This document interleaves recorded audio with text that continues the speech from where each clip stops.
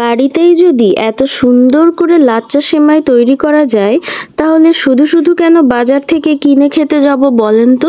আসসালামু আলাইকুম এভরিওয়ান। আজকে আপনাদেরকে দেখাবো আমরা কিভাবে বাসায় লাচ্চা সেমাই তৈরি করলাম।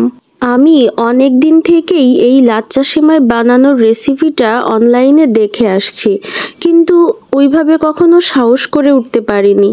অথচ আমার আম্মু মাত্র একবার দেখার পরেই খুব সাহস নিয়ে লাচ্চা সেমাই বানাতে বসে গেল। দারুণ কনফিডেন্ট নিয়ে আম্মু প্রত্যেকটা কাজ করছিল।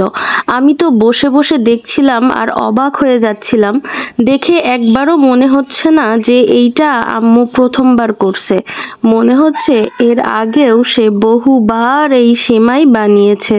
আম্মু প্রথমেই মেজারমেন্ট কাপের 2 কাপ ময়দা শুধুমাত্র পানি দিয়ে একটা সুন্দর ডো তৈরি করে রেখে দিয়েছিল রেস্টে। যেই ভিডিও ক্লিপটা আমি নিতে পারিনি, কারণ আমি তখন ঘুমিয়েছিলাম।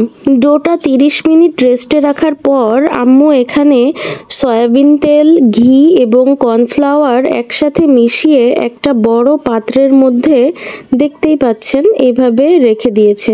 এরপর ময়দার ডোটাকে 4 ভাগে ভাগ করে মাঝখানে ছিদ্রযুক্ত গোল গোল আকৃতি করে এই কর্নফ্লাওয়ার, ঘি আর তেলের মিশ্রণের মধ্যে ডুবিয়ে রাখলো।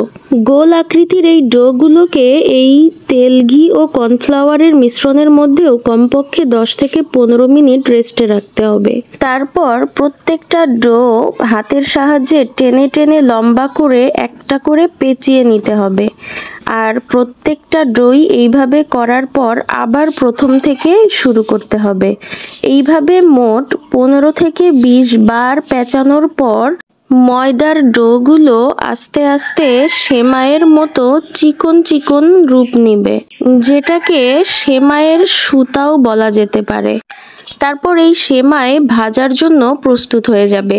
প্যানের ভিতরে অর্ধেকটা সয়াবিন তেল এবং অর্ধেকটা ঘি গরম করে নিলাম। তারপর খুব আলতোভাবে এই সেমাইগুলো একটা প্লেন প্লেটে উঠিয়ে আস্তে করে তেলের মধ্যে ছেড়ে দিতে হবে এবং তেলের মধ্যে ছাড়ার পর 2টা কাঁটা চামচ দিয়ে ভালোভাবে ছাড়িয়ে দিতে হবে। সেমাইটা কিন্তু লো থেকে মিডিয়াম আঁচে ভাজতে হবে। এপিঠ ওপিঠ এরকম উল্টে পাল্টে লালচে করে ভেজে নিতে পারেন। আবার আপনারা চাইলে আর একটু সাদা করেও ভেজে নিতে পারেন।